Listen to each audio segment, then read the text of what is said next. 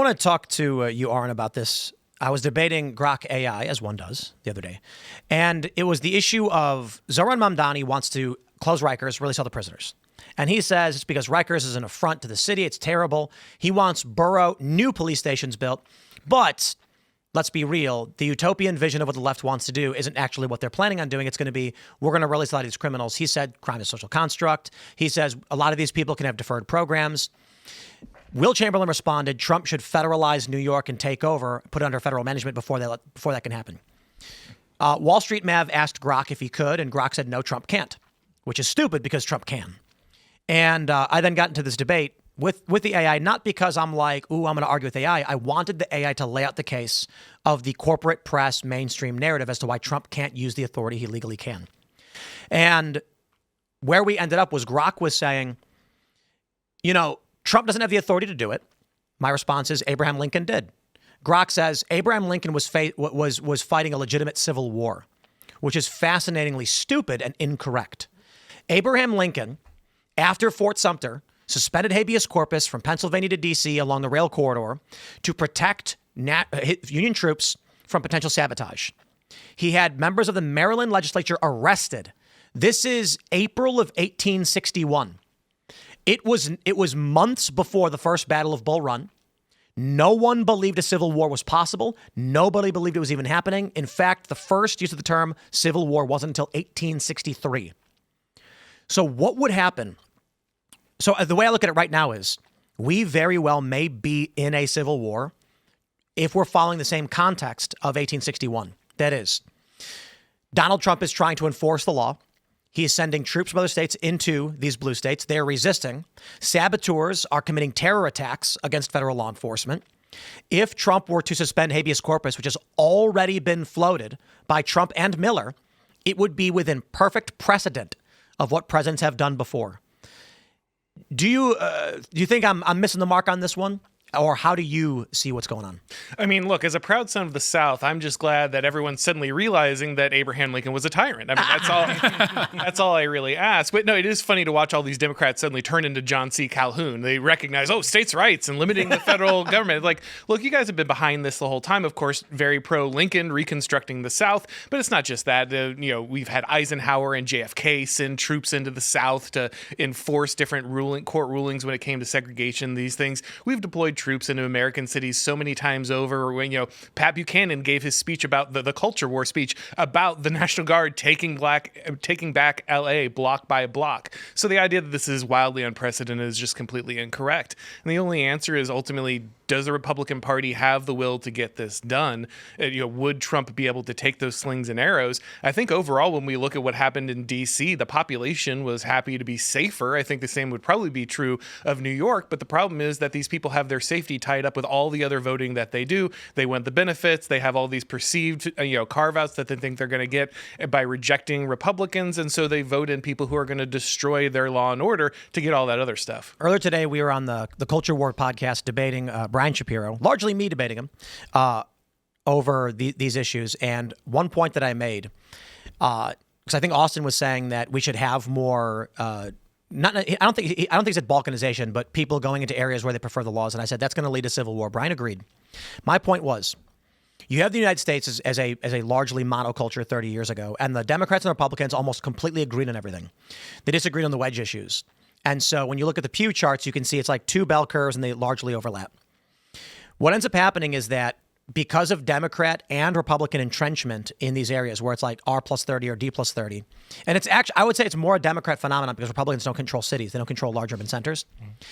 This means conservative-minded individuals are going to leave these cities as the policies tend towards further to the left, which the conservatives don't like.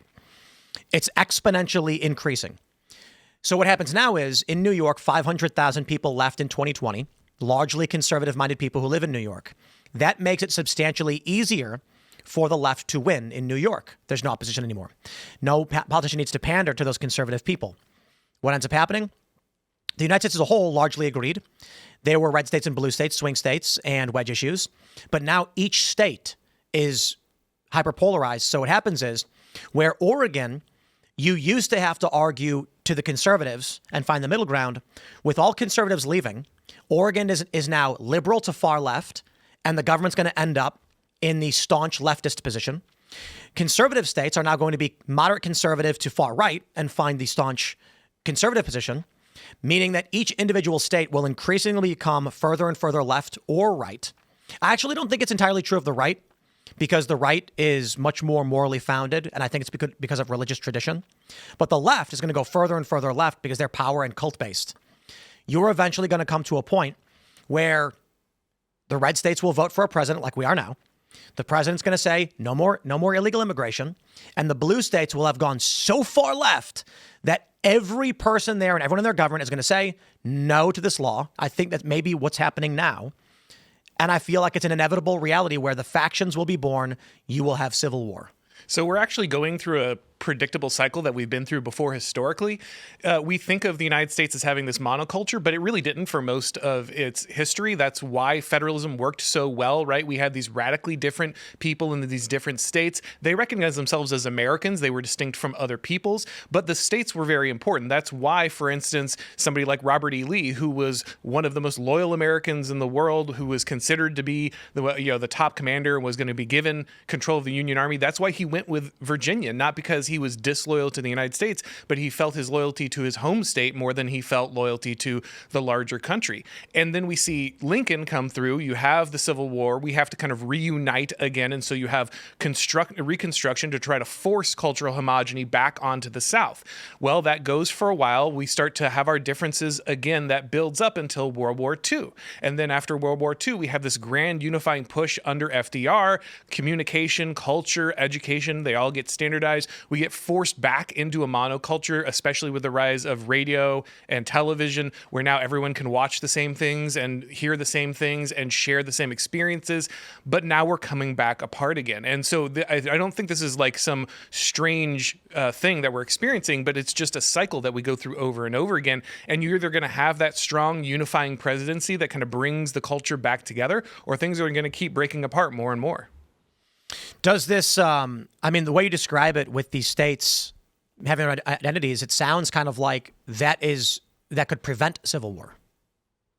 Well, it can't. It really depends on how much the central government demands that everyone conform to the same way of life, right? The more that the central government demands that we have one unified culture, one unified understanding, the more likely that you're going to have states that have a strong individual identity push back. But if you allow a good degree of autonomy, again, how we did under federalism, then you're probably less likely to have a civil war in that scenario. The problem is that the temptation more and more, especially as we've invested more and more power in our centralized government, is to continue to force that monoculture onto different states. You think there's going to be a civil war? I think that we are playing with fire. I don't know that we're going to get a civil war. We've had situations where we deployed troops to the South and we didn't get a civil war out of it. But at the same time, I think we are further in some ways apart than we were, say, in the 1950s. I've said this before, that it really depends on what comes next. But should this become factionalized war, history will argue that the Civil War started sometime well before now. Yep, that's right. The Hill published an op-ed saying that the assassination of Charlie Kirk might be our Fort Sumter moment.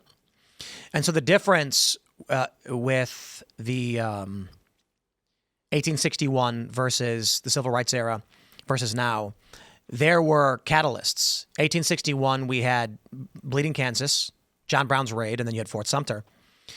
The Civil Rights era didn't have any shot heard around the world battle moment or anything egregious. We actually have several points in the past year or so.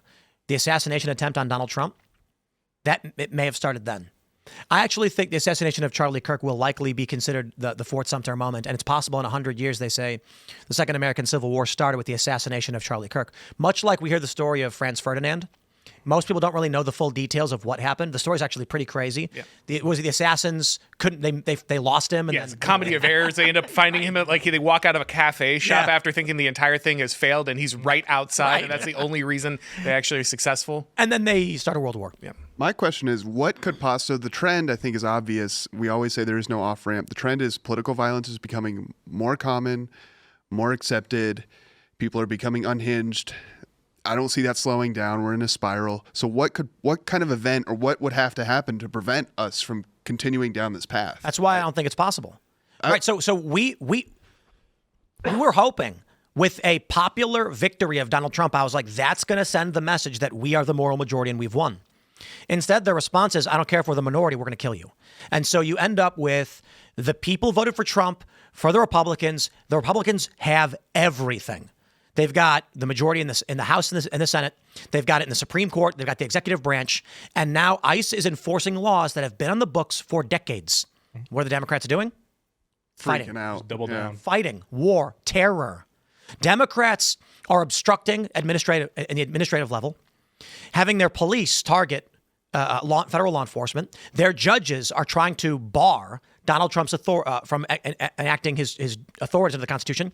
And then you have the ground level leftists who are engaging in acts of terrorism and trying to murder cops or ram them with vehicles. There have been 4 rammings already and 6 instances where vehicles have been used as weapons. I think there's more than that. There's a lot of stories that of agents getting boxed in, but there's no actual assault or violence, so it doesn't get reported. Right. So I think it's happening way more, especially in Chicago. When LA County declared a state of emergency over federal law enforcement, I was like, guys, this is the sign. A popular vote winner with every branch of government said, we're going to enforce the law that have been on the books for decades. And in California, they said it's an emergency. They're telling you they're at war with you. Now, that doesn't mean there's going to be a shootout, but based on that video we saw from earlier in the morning, Lord help us. Well, you have this irony poisoning, right? Again, the fact that this is a Marvel movie for everybody, this is fake for everybody, and that allows you to creep way closer to the line than you would if you actually recognize the type of violence that you're entering into. And this really sets us up for a scenario where we could have just zombie walked into the Civil War without even recognizing it, because you have so many people who are acting as if none of this is serious and none of it can be taken seriously. And that's part of course, the left's tactic. Again, putting people in these clown suits, putting them in these blow-up suits, making sure that you throw all this funny stuff out there. You put that out front as if it's non-threatening, it's not going to be a big issue, and then you don't realize that you've already crossed several red lines in the whole process. Yep. That's why, as I mentioned, I was debating our friend Grok. And it kept making these arguments as to why Trump can't use federal authority in these states, despite the fact precedent already shows us that Lincoln did. The argument is Lincoln had no authority under the Constitution to suspend habeas corpus. Only Congress can do it, but he did anyway. And then Congress retroactively approved it, creating the precedent that a president can suspend habeas corpus and then seek approval after the fact, which is nuts. Based on the timeline, if we look at the Charlie Kirk assassination as a Fort Sumter moment, it's only been a month. And the Battle of Bull Run was, I think, 3 months after Sumter. Theoretically, we could be zombie walking towards the first. I've described it as just an example, not like something that's going to happen, but the first Battle of Chicago. Because Chicago seems to be where the heat of everything is really taking place. If the gangs get into a shootout with federal law enforcement and leftist extremists, not caring why, decide to join and help them for some reason, we will have a moment that we may not actually describe as the first Battle of Chicago, but historically they will. We'll just say a shootout erupted in Chicago. A couple of years after the fact, we might say, here's what they're calling it. Just like they didn't say Civil War for 2 years after Fort Sumter. I mean, look at COVID. Yeah. Look how long it took to be like, hey, this is like a pandemic now. Like, this is a global, no one wanted to believe it at first. We're like, what's going on in China? They're building those emergency hospitals.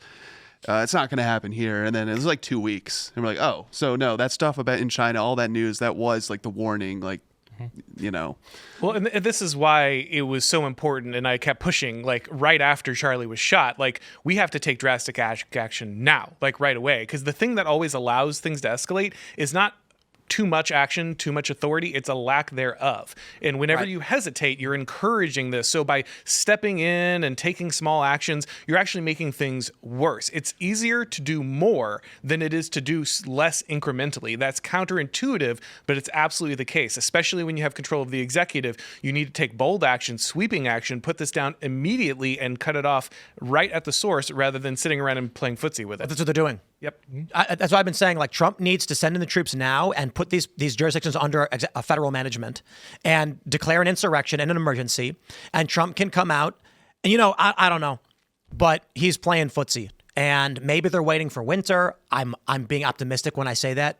Really, I don't know. One of the arguments is that there won't be riots if it gets cold out. And so the Fed is waiting a few months for the temperature to drop.